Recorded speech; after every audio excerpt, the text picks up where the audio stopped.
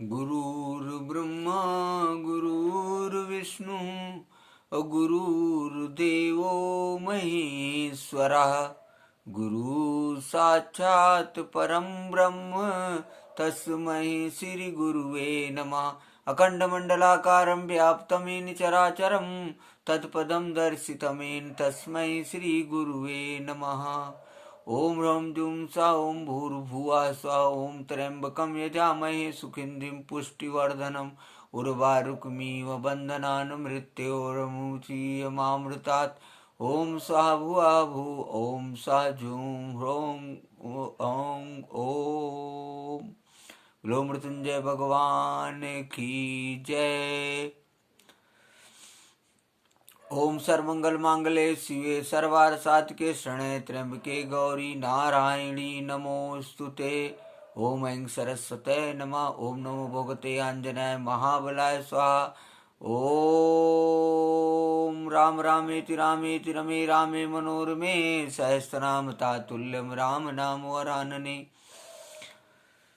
हे चक्रधर हे चक्रपाणि हे चक्रयुधधारी ओम सुदर्शन चक्राय नमः। ओम श्री राधाय स्वाहा। ओम श्री कृष्णाय वयं नमः। ओम श्री कृष्णा शरणं मम। सर्वप्रथम प्रातः स्मरणीय परम पूजनीय ब्रह्मलीन परमहंस अत्रि मुनि महाराज जी के चरणों में कोट कोट नमन है। आत्मनाय अनंत विभूषित ब्रह्मलीन जगत गुरु शंकराचार्य स्वामी माधवानंद सरस्वती महाराज जी के चरणों में कोट कोट नमन है। आत्मनाय अनंत विभूषित ब्रह्मलीन सनातन धर्म सम्राट स्वामी करपात्री जी महाराज जी के चरणों में कोट कोट नमन है।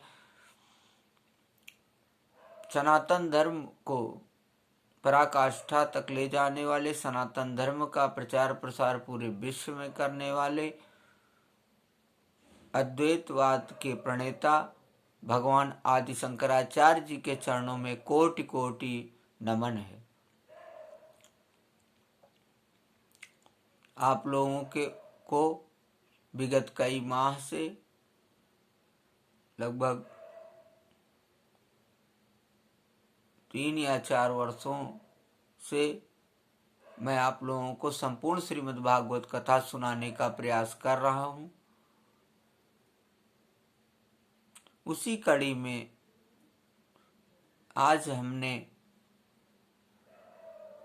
श्रीमद् भागवत महापुराण के तृतीय स्कंध के बड़ा ही दिव्य और पावन अध्याय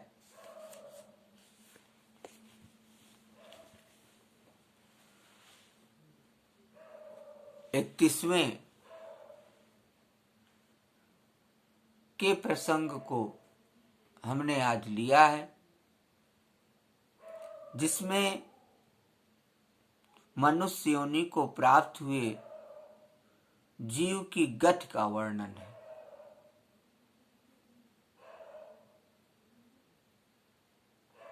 और इस अध्याय में माता देवहूति के प्रश्नों का उत्तर देते हुए भगवान कपिल जी कहते हैं कि माता जी, जब जीव को मनुष्य शरीर में जन्म लेना होता है तो वह भगवान की प्रेरणा से अपने पूर्व कर्मानुसार देह प्राप्ति के लिए पुरुष के वीर कण के द्वारा स्त्री के उदर में प्रवेश करता है। कललम त्यो करारात्रेण पंचरात्रेण बुधबुधम दशाहेन तु करकंधु पेशंडम वा ततः परम। वहां वह एक रात्रि में स्त्री के रज में मिलकर एक रूप कलल बन जाता है, 5 रात्रि में बुद्ध रूप हो जाता है और 10 दिन में बेर के समान कुछ कठिन हो जाता है और उसके बाद मांसपेशी अथवा अंडज प्राणियों में अंडे के रूप में परिणित हो जाता है। 1 महीने में उसके सिर निकल आता है। 2 मास में हाथ पांव आदि अंगों का विभाग हो जाता है और 3 मास में नख, रोम, अस्थि, चर्म, स्त्री पुरुष के चिन्ह तथा अन्य छिद्र उत्पन्न हो जाते हैं। 4 मास में उसमें मांसादि 7 धातुएं पैदा हो जाती हैं। 5वें महीने में भूख प्यास लगने लगती है और 6ठे मास में झिल्ली से लिपट कर वह दाहिनी कोख में घूमने लगता है। उस समय माता के खाए हुए अन्न जल आदि से उसकी सब धातुएं पुष्ट होने लगती है और वह कृमि आदि जंतुओं के उत्पत्ति स्थान उस जघन्य मलमूत्र के गड्ढे में पड़ा रहता है। वह सुकुमार तो होता ही है, इसलिए जब वहाँ के भूखे कीड़े उसके अंग प्रत्यंग नोचते हैं तब वह अत्यंत क्लेश के कारण वह क्षण क्षण में अचेत हो जाता है। माता के खाए हुए कड़वे, तीखे, गरम, नमकीन, रूखे और खट्टे आदि उग्र पदार्थों का स्पर्श होने से उसके सारे शरीर में पीड़ा होने लगती है। वह जीव माता के गर्भाशय में झिल्ली से लिपटा और आंतों से घिरा रहता है। उसका सिर पेट की ओर तथा पीठ और गर्दन कुंडलाकार मुड़े रहते हैं। वह पिंजड़े में बंद पंछी के समान पराधीन एवं अंगों को हिलाने डुलाने में भी असमर्थ रहता है। इसी समय अदृष्ट की प्रेरणा से उसे स्मरण शक्ति प्राप्त होती है। तब अपने सैकड़ों जन्मों के कर्म याद आ जाते हैं और वह बेचैन हो जाता है तथा उसका दम घुटने लगता है। ऐसी अवस्था में उसे क्या शांति मिल सकती है?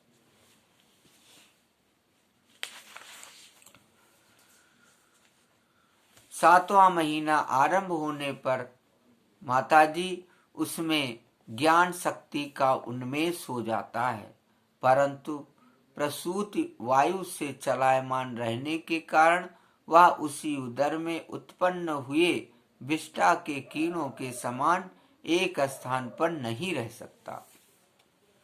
तब सप्त धातुमय स्थूल शरीर से बंधा हुआ वह देहात्मदर्शी जीव अत्यंत भयभीत होकर दीन वाणी से कृपा याचना करता हुआ हाथ जोड़कर उस प्रभु की स्तुति करता है जिसने उसे माता के गर्भ में डाला है।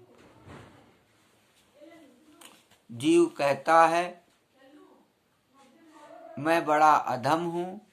भगवान ने मुझे जो इस प्रकार की गत दिखाई है वह मेरे योग्य ही है। वे अपनी शरण में आए हुए इस नश्वर जगत की रक्षा के लिए अनेक प्रकार के रूप धारण करते हैं, अतः मैं भी भूतल पर विचरण करने वाले उन्हीं के निर्भय चरणार बिंदों की शरण लेता हूँ। जो मैं इस माता के उदर में देह, इंद्रिय और अंतःकरण रूप व माया का आश्रय कर पुण्य पाप रूप कर्मों से आच्छादित रहने के कारण बद्ध की तरह हूँ, वही मैं यही अपने संतप्त हृदय में प्रतीत होने वाले उन विशुद्ध, अविकारी और अखंड बोध स्वरूप परमात्मा को नमस्कार करता हूँ।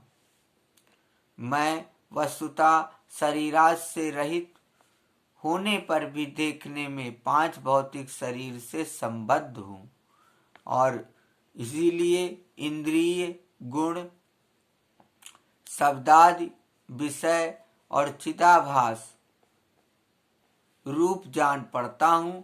अतः इस शरीरादि के आवरण से जिनकी महिमा कुंठित नहीं हुई है उन प्रकृति और पुरुष के नियंता सर्वज्ञ परम पुरुष की मैं वंदना करता हूँ। उन्हीं की माया से अपने स्वरूप स्मृति नष्ट हो जाने के कारण यह जीव अनेक प्रकार के सत्वादि गुण और कर्म के बंधन से युक्त इस संसार मार्ग में तरह तरह के कष्ट झेलता हुआ भटकता रहता है। अतः उन परम पुरुष परमात्मा की कृपा के बिना और किस युक्ति से इसे अपने स्वरूप का ज्ञान हो सकता है। मुझे जो यह त्रैकालिक ज्ञान हुआ है, यह भी उनके सिवा और किसने दिया है, क्योंकि स्थावर जंगम समस्त प्राणियों में एकमात्र वे ही तो अंतर्यामी रूप अंश से विद्यमान है। अतः जीव रूप कर्म जनित पदवी का अनुवर्तन करने वाले हम अपने त्रिविध तापों की शांति के लिए उन्हीं का भजन करते हैं। भगवान, यह देहधारी जीव दूसरी माता के देह के उदर के भीतर मल मूत्र और रुधिर के कुएं में गिरा हुआ है।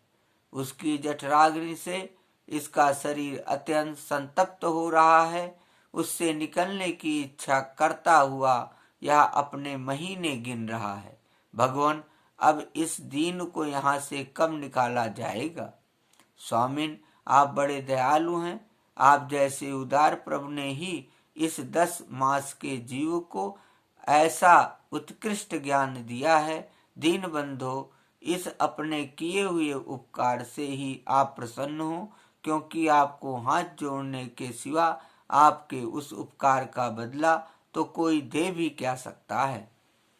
प्रभु, संसार के ये पशु पक्षी आदि अन्य जीव तो अपनी मूढ़ बुद्धि के अनुसार अपने शरीर में होने वाले सुख दुख आदि का ही अनुभव करते हैं, किंतु मैं तो आपकी कृपा से सम दमादि साधन संपन्न शरीर से युक्त हुआ हूँ। अतः आपकी दी हुई विवेकवती बुद्धि से आप पुराण पुरुष को अपने शरीर के बाहर और भीतर अहंकार के आश्रयभूत आत्मा की भांति प्रत्यक्ष अनुभव करता हूँ।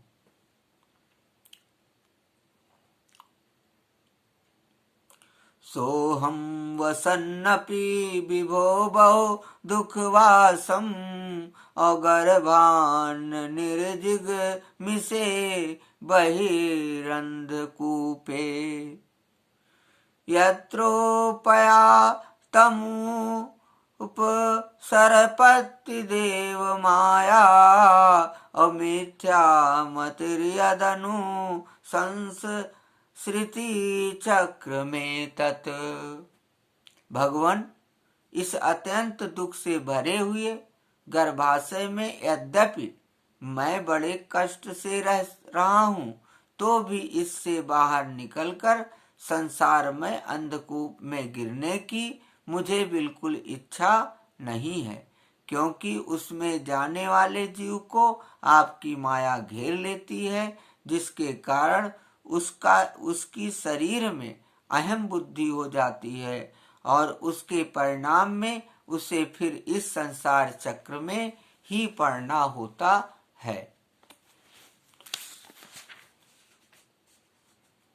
अतः मैं व्याकुलता को छोड़कर हृदय में श्री विष्णु भगवान के चरणों को स्थापित कर अपनी बुद्धि की सहायता से ही अपने को बहुत शीघ्र इस संसार रूप समुद्र के पार लगा दूंगा, जिससे मुझे अनेक प्रकार के दोषों से युक्त यह संसार दुख फिर ना प्राप्त हो। आगे कपिल भगवान कहते हैं, एवं कृत मतिर गर्भे 10 मासः अस्तुवन् ऋषिः सद्या क्षिपत् वाचीनं प्रसूते श्रुतिमारुतः। कपिल भगवान कहते हैं, माता, वह 10 महीने का जीव गर्भ में ही जब इस प्रकार विवेक संपन्न होकर भगवान की स्तुति करता है, तब उस अधोमुख बालक को प्रसव काल की वायु तत्काल बाहर आने के लिए ढकेलती है। उसके सहसा ठेलने पर वह बालक अत्यंत व्याकुल हो नीचे सिर करके बड़े कष्ट से बाहर निकलता है। उस समय उसके श्वास की गति रुक जाती है और पूर्व स्मृति नष्ट हो जाती है। पृथ्वी पर माता के रुधिर और मूत्र में पड़ा हुआ वह बालक विष्ठा के कीड़े के समान छटपटाता है। उसका गर्भवास का सारा ज्ञान नष्ट हो जाता है और वह विपरीत गति को प्राप्त होकर बार बार जोर जोर से रोता है। फिर जो लोग उसका अभिप्राय नहीं समझ सकते, उनके द्वारा उसका पालन पोषण होता है। ऐसी अवस्था में उसे जो प्रतिकूलता प्राप्त होती है, उसका निषेध करने की शक्ति भी उसमें नहीं होती। जब उस जीव को शिशु अवस्था में मैली कुचैली खाट पर सुला दिया जाता है, जिसमें खटमल आदि स्वेदज जीव चिपटे रहते हैं, तब उसमें शरीर को खुजलाने, उठाने अथवा करवट बदलने की भी सामर्थ्य न होने के कारण वह बड़ा कष्ट पाता है। उसकी त्वचा बड़ी बड़ी कोमल होती है। उसे डांस, मच्छर, खटमल आदि उसी प्रकार काटते रहते हैं जैसे बड़े कीड़े को छोटे कीड़े। इस समय उसका गर्भावस्था का सारा ज्ञान जाता रहता है। सिवाय रोने के वह कुछ भी नहीं कर सकता। इतेवं शैशवं भुक्त्वा दुःखम् अपौगण्डमेव च अलब्धाभीप्सो ज्ञानादीदधमन्युः सुचार्पितः। इसी प्रकार बाल्य और पौगंड अवस्थाओं के दुख भोग कर वह बालक युवावस्था में पहुंचता है और इस समय उसे यदि कोई इच्छित भोग नहीं प्राप्त होता तो अज्ञानवश उसका क्रोध उद्दीप्त हो उठता है और वह शोकाकुल हो जाता है।